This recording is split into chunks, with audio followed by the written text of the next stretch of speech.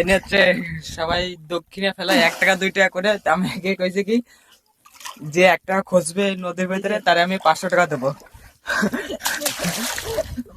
তারা খুঁজতেছে, তারা খুঁজতে তা পাচ্ছে না। খুঁজতে থাক।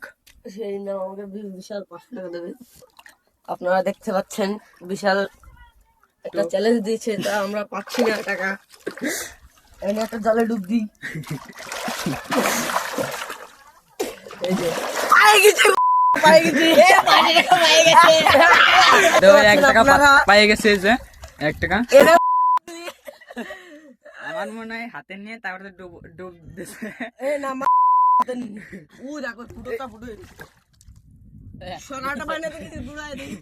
এবারটা একে আমি 500 টাকা দেবো না।